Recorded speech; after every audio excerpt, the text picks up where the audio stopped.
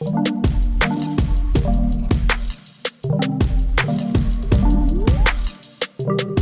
what is up guys, Nick here helping you to master your technology, and welcome to my iPhone 13 Pro versus iPhone 13 mini, which to choose. Now the reason I'm making this video is because some people, regardless of the segment that this is the Pro phone and this is the 13 mini, are trying to decide between which small beast do they want. Now the 13 Pro is not a small phone by mini standards, but by comparison to some of these jumbo max phones on the market and some of these phones that are pushing 6.87 inches, you know, this phone is quite small. This is even more small. So we're going to find out which one is the better choice here. So let's begin with the very first difference, and that's going to be the price and the colors. You can see the Sierra Blue right here is the all new color for the Pro line, and this phone comes in at $999 to start, and it goes up from there depending on the storage capacity you're going to get. You can also get graphite, gold, and silver for the iPhone 13 Pro, but it seems like a lot of people are digging this new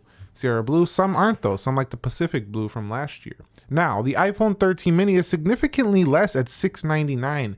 I got my favorite color right here, the product red, but you can get this phone in pink. You can get it in blue, as well as Starlight and Midnight. So you will have aluminum edges on this one as well. That is a difference between the two. So prices are quite a bit higher on the 13 Pro, and you do have an extra color option here for the iPhone 13 mini. So what should choose in terms of the body? Now I gotta say, from an objective standpoint, the iPhone 13 Pro does have the more premium build. The reason I say that is because stainless steel is a tougher material than the aluminum for the iPhone 13 mini.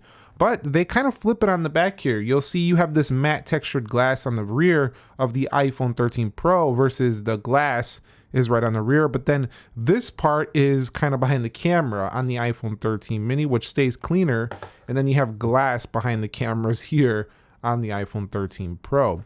The sides do get a bit smudgy, and I would say that they stay much cleaner on the 13 series, but overall I would say if you're looking for the more premium feeling phone, go with the iPhone 13 Pro. It has that heft, it has that premium feel with that stainless steel. It just feels like you paid more for it. They definitely did a good job making you feel that way if you pick up that phone. Now the iPhone 13 mini, if you go with this device, you will feel like you're getting a quite premium phone as well, just due to the overall, you know, lightness with having the aluminum edges, the glass, and just a nice clean design with the squared body. It just gives it a unique premium small phone feel, but not quite up there with the iPhone 13 Pro. But still, you should be very happy if you really want to go for this smaller device here. Now, one area where they're substantially different though is the weight. The iPhone 13 Pro actually weighs in at 204 grams, which, funny enough, even though this is a 6.1 inch body, this thing actually weighs around the size of an iPhone XS Max phone. So it's gonna feel quite a bit heavier than the iPhone 13 mini, which only weighs 141 grams, which is a featherweight in today's phone game. So if you're looking for portability, just look how that mini fits in the hand. A lot of people will like this.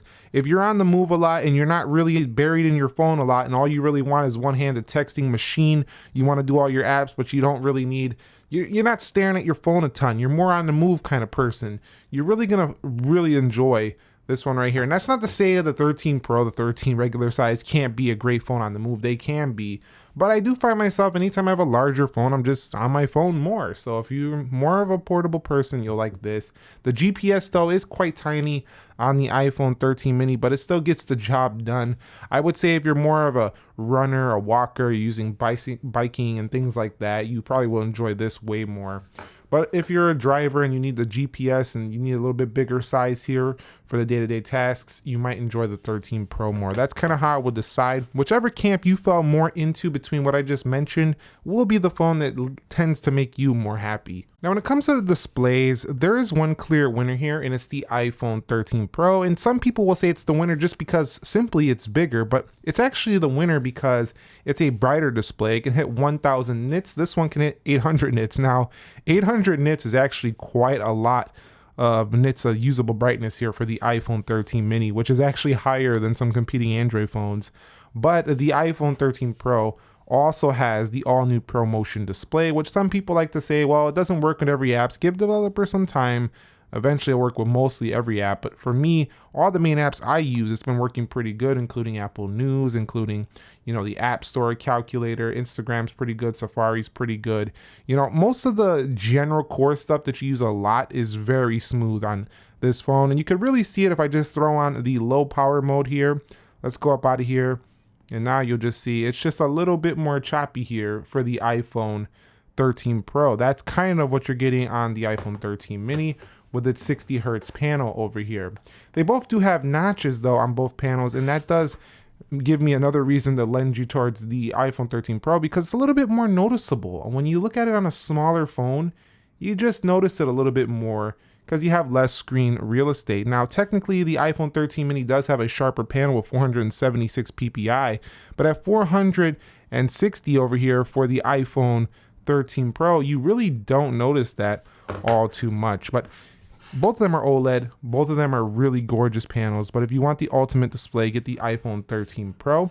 But if you're okay with the size, this is far, far better display over here for the iPhone 13 mini than you had on something like the iPhone SE back in the day, or even the current iPhone SE. So both very strong, but I would give it to the iPhone 13 Pro. Okay, so this topic right here is software, and this area is not really that noticeably different between both. We just got the latest iOS 15.2.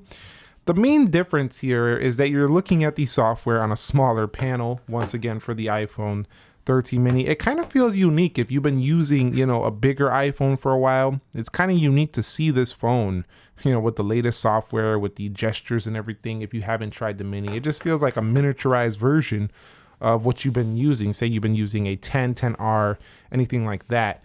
You will see that's a miniaturized version, but it's the same software. The major difference here is that within the iPhone 13 Pro, you do have macro camera, and now within iOS 15.2, you do have the ability to turn that macro control on right here in settings. So if we go to camera here, you'll see that macro control. So there's a macro mode, and you have a couple extra video modes in here like Pro Raw and stuff like that for the iPhone 13 Pro. Other than that, software updated for years to come on both of them. Both are rocking the same chipset. And speaking of that chipset, they also do have a different amount of RAM. So the iPhone 13 mini will give you 4 gigabytes of RAM, and then the iPhone 13 Pro will give you an absolute decent amount more of 6 gigabytes of RAM. But in the actual reality, I find that only if you're running a ton of applications at once will you have the iPhone 13 mini actually reload something. So even though this is 4 gigs, it's pretty darn good and pretty darn optimized for day-to-day tasks. So strong performance, strong software updates on both.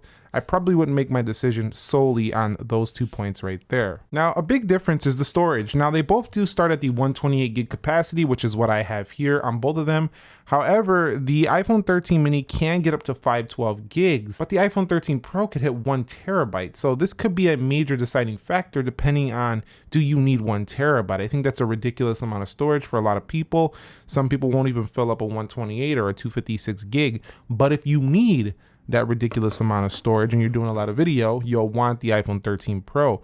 But if you still need a ridiculous amount of storage, you can get a ridiculous amount at 512 gigs on the iPhone 13 mini. And okay, so when it comes to their battery life, which one comes out on top? And it's pretty obvious, it's the 13 Pro. This one has a bigger size, but the iPhone 13 mini is quite impressive that it at least can get through most of your day now when it comes to the battery life. Put it in low power mode and you'll be good to go. It's much better than the iPhone 12 mini, but the iPhone 13 Pro can actually do about 2 hours better screen time, maybe 2.5 better screen time than this phone. So when you're thinking about that difference in price, think about, it's $200 to $300 more for the starting price of the 13 Pro.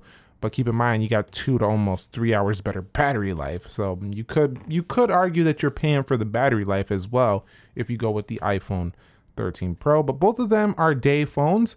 But the iPhone 13 Pro could probably do a day and a half. This one gonna definitely need a charge every night on the iPhone 13 mini. And they both do have wireless charging and pretty decently fast charging, provided you have the right charger. All right, guys, so let's talk about the difference between their cameras. Now, there are 2 major differences here, actually 3, on the iPhone 13 Pro, and they come in the way of the rear camera here. Now, number one, we talked about earlier, the macro control, but the telephoto. Not only is it a telephoto and you don't even have one here, it also got better than the prior telephoto at 3x, and it can max out at 15x. In addition, this camera also competes very well with the Max phone because it has the same setup.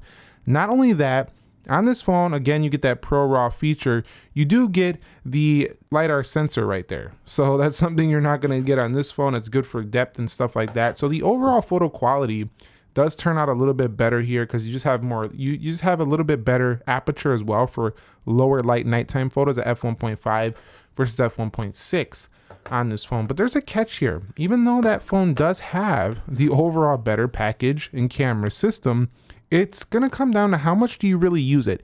If you find yourself just playing with these features when you first get the phone and then you resort back to just using your regular camera, and you're just a type of photographer or videographer that doesn't even tweak the settings, you just open the camera, you just play around, and you just open it up and you just take a photo. You're like this, you're just a regular photo taker. It doesn't matter. This stuff just doesn't matter if you're that type of person. Now, if you're going to dig around and actually use those different lenses, you're going to use those features, you're going to set them up on a tripod, you're going to use all these features, the 13 Pro will destroy the iPhone 13 mini in that area. So cameras go into the 13 Pro, but only if you're going to take advantage of it does it become worth that extra cash. And then when it comes to their selfie quality, they both are rocking the same front-facing 12 megapixel camera. So you are going to get the same results here, which is pretty cool for the mini. You can even do the same 4K 60 video. So that can make the mini a very good vlogging tool as it's very small, discreet. You can take your vlog through the front-facing camera and a high-quality 4K 60. I like them. They're both good on that front. And then I found their phone call quality and reception strength to actually be identical. They both are using Qualcomm inside. In addition to that, their Bluetooth are still on 5.2. They're still quick to connect, especially things like AirPods, but there are some phones on 5.2 at this point. When it comes to audio, you would think just because you have the larger phone, you have a much louder speaker, but they both do provide a stereo setup, and I found that the iPhone 13 Pro was probably only about a decibel louder than the 13 mini, so it wasn't too much. All right, guys, so in conclusion, you have the option to choose between the 13 Pro or the 13 mini. You're confused which to choose after everything. If you still don't know, let's make this pretty simple for you. If you desire more of a camera, more of a larger battery, a smoother display, and you like that feeling that you have something that's more premium than most other phones, you like feeling like you got something very fancy and luxe, what you pay for, luxurious, you'll absolutely totally want this. And if you feel that way and you get the mini, you are going to have a regret because you're going to know that there's a more luxurious, more pretty option on the market. If you're not that type of person and you're more like, I crave the most portability, I crave one hand, I miss my 2016 SE, I miss those days of one-handed iPhone, but I still want the current gestures, I want the current speed, I want the nice new cameras that come on current iPhones, you'll love the iPhone 13 mini. This is the phone for you if you're that person. Also, if you're just like, my hand's not that big, Nick, I just can't handle those big heavy phones, then this one probably is not for you. Other than that, you have two great options here. Objectively speaking, from a technical specification sheet, the iPhone 13 Pro is the better phone, but the 13 mini is the better phone for certain individuals. Let me know your thoughts on this one down below in the comment section of this video. If you found it helpful, entertaining, informing, go ahead and leave it a like. And if you have either of these phones, share your experience with the community. It helps others out to decide which is going to be the phone for them. I will catch you all in the very next episode. Nick here, helping you to master your technology. Be sure to be well, and peace.